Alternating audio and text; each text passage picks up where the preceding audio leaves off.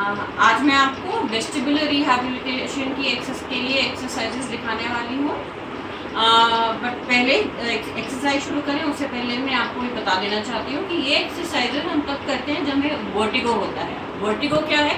वो एक टाइप का सिम्टम है, एक टाइप का हमारी बॉडी में अफेक्टेशन है जिसमें हमें या तो चक्कर आ रहे होते हैं या तो हमारे अराउंड चीज़ें हमें घूमती हुई दिख रही होती हैं या हमें फीलिंग ऑफ इंस्टेबिलिटी होती है।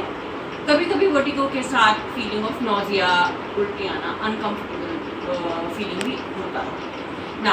वर्टिगो तो सिम्टम है, उसका कारण क्या हो सकता है? उसके 3 कारण हो सकते हैं। पहली बात तो हमारा जो बैलेंस है वो कैसे मेंटेन होता है। 3 चीज़ों से, हमारी बॉडी के 3 फंक्शन से बैलेंस मेंटेन होता है, राइट। एक है हमारा vestibular apparatus which is present in our inner ear. वो हमारा balance and space in our surroundings maintain करता है। उसके there's a process inside the inner ear going on which helps in maintaining our balance. दूसरी चीज़ है हमारा vision. हमारा vision हमें क्यों देता है, कितना स्पेस है, कितना डेप्थ है चीज़ों में, उससे हमारा बैलेंस मेंटेन रहता है। तीसरी चीज़ हमारा नर्वस सिस्टम, ब्रेन, स्पाइन, हमारे बॉडी में, बॉडी के हर पार्ट में नर्व रिसेप्टर्स हैं। ये सारे एक साथ मिलके हमें बैलेंस और पोजीशन का सेंसेशन देते हैं, जिनमें से कि सबसे इम्पोर्टेंट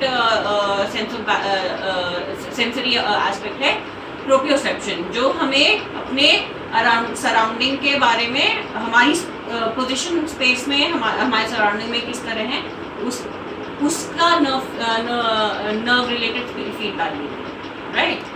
सो हमारा इनर ईयर, हमारी विजन और हमारा बैलेंस। जब हमारा इनर ईयर में वेस्टिबुलर सिस्टम में कोई डैमेज हो जाता है एंड वो हमें पता चलता है, डायग्नोस होता है वो through the checkup with an ENT। Our ENT tells us whether our inner ear is involved in any pathology or damage or not, it has any lesions or damage or not. तो जब हमारा vestibular system damage होता है तब हमारा imbalance set इन होता है। तो वेस्टिबुलर एक्सरसाइजेस कैसे हेल्प करती हैं? वो हमें हेल्प करती हैं ट्रेन करने में अपनी बॉडी को कि जब वेस्टिबुलर सिस्टम डैमेज है तो हमारी आईज, विजन और नर्वस सिस्टम उसको कैसे टेक ओवर कर सकता है ताकि वापस हम अपनी बॉडी को बैलेंस के लिए ट्रेन कर सकें। Now vertigo can also occur apart from vestibular damage through some other reason also. तो अगर आपका BP हाई है वो भी आपको वर्टिगो दे सकता है, हाई या लो।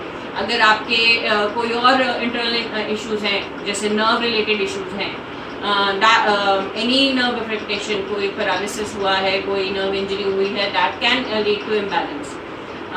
Any other underline pathology can lead to feeling of vertigo. तो अगर आपका डायग्नोसिस क्लियर है, you have been diagnosed with vestibular apparatus damage, only then you should perform these exercises. Cervical issues की वजह से भी वर्टिगो आ सकता है, बट जब अगर हमारा प्रॉब्लम, वर्टिगो का प्रॉब्लम सर्वाइकल इशू की वजह से, इम्बैलेंस नर्वस इशू की वजह से, अंडरलाइन नर्व इशू की वजह से या BP की वजह से है, तो वेस्टिबुलर एक्सरसाइजेस हेल्प नहीं करेंगे। तो उस समय हमें अंडरलाइन कॉज को ट्रीट करना है। वेस्टिबुलर एक्सरसाइजेस सिर्फ वेस्टिबुलर डैमेज में हेल्प करेंगी। उसमें भी अगर आपको बताया गया है कि आपको BPPV है, यानी कि बिनाइन पैरोक्सिस्मल पोजिशनल वर्टिगो, उसमें कुछ पोजीशंस मेंटेन करने होते हैं, कुछ मैन्यूवर्स होते हैं जिनको कि एवरेज मैन्यूवर कहते हैं, एंड देयर सम मोर जो कि आपको ट्रीट करने में हेल्प करेंगे, बट वो खुद करना मुश्किल है, तो वो अंडर सुपरविजन होना होता है। बट आप ये एक्सरसाइजेस ट्राई करके दे सकते हैं, हो सकता है वो आपको हेल्प करें। तो फर्स्ट एक्सरसाइज, ये एक्सरसाइजेस स्टेप बाय स्टेप है, डिफरेंट पोजीशन में है, line down position, sitting position, standing position. एक एक करके मैं आपको दिखाती जाती हूँ। आप स्टार्ट करोगे फर्स्ट स्टेप से, और अगर आप फर्स्ट स्टेप पे कंफर्टेबल हो तभी आप सेकेंड स्टेप पे शिफ्ट करोगे या आगे प्रोग्रेस करोगे। धीरे धीरे प्रोग्रेस करोगे। Once one step is comfortable, you have no vertigo in that position, then you change to the other position. Make sure when you're doing these exercises, whenever you're doing them, you have someone around you, some attendant around you, someone from your family or your help, someone is there around you, because these movements These exercise involve neck movement and that can trigger vertigo. तो जब अगर आपको exercise करते के दौरान vertigo हो रहा है तो आप गिरो नहीं, आपको चोट ना लगे, आपका बैलेंस ना बिगड़े, ये इंश्योर करने के लिए you should have somebody around. So the first exercise आप स्टार्ट कर सकते हो लाइंग डाउन में। You can lie down flat, I have a pillow underneath, आप बिना पिलो के लेट सकते हो। lying down like this, you have to start by rotating your neck from one side to the other side. Not too fast, but not very slow either. So when you're doing this movement, you might find that your vertigo is being stimulated. So that's why first lying down position में अपने आप को ये exercise करके comfortable करना है. This rotatory movement you can do around about 10 times, right? Now जब आप इस position में comfortable हो जाओगे तब आप सिटिंग पोजीशन में आओगे और सिटिंग पोजीशन में नेक्स्ट स्टेप करोगे।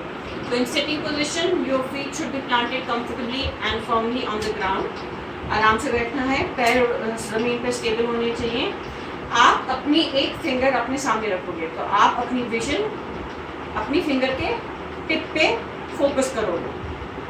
आपकी आईज मूव नहीं करेंगी, आप अपनी फिंगर टिप पे फोकस करोगे और आप अपना नेक को मूव करोगे। So you can see my neck is moving but my eyes are still focusing on the finger. So again slow movement both sides, keeping your eye focus on the finger. Also this can also trigger the vertigo. धीरे धीरे शुरू करिए, 5 repetitions करिए, फिर 10 repetitions करिए। सो ये first थी। फिर आप आईज क्लोज करके, so now we are taking the vision aspect out. So ये next step है कि vision aspect हटाएंगे। So eyes closed करके turning side to side, right? Now the next step is standing up from the chair and sitting down. Standing up, sitting down. Standing up, sitting down. All these exercises 5 to 10 repetitions आपको try करना है। जब आप 10 repetitions में comfortable हो जाओगे तब आप नेक्स्ट स्टेप पे जाओ। So now standing up to sit it down में नेक्स्ट स्टेप क्या है? When you standing up turn your head side to side, when you sitting down turn your head side to side. Again ये आपको disbalance करने के लिए है, to train your body to maintain balance. So somebody has to be near you and present near you if you need support, right? So once you done this sit to stand, then you can do from walking. You have to have a clear space in front of you where you can do this. आप walk करेंगे, normal पहले walk करेंगे, 5 to 10 round of normal walking कर सकते हैं। जब आप उसमें कंफर्टेबल हैं तो साइड टू साइड टर्न करके वॉक करिए, हेड को साइड टू साइड टर्न करके वॉक करिए। Again 5 to 10 round of that. जब आप कंफर्टेबल हो जाएंगे तब आप मेरे पैर की तरफ देखिए। जब आप कंफर्टेबल हो जाएंगे तब नॉर्मल वॉक के बजाय आप एक पाँव दूसरे पाँव के सामने रखेंगे। This is called tight rope walking और it is also called tandem walking. What we call it as tandem walking, one leg in front of you. पहले आप नीचे देख के कर सकते हैं, again have someone present here you. फिर आप बिना देखे कर सकते हैं, नीचे देखे कर सकते हैं।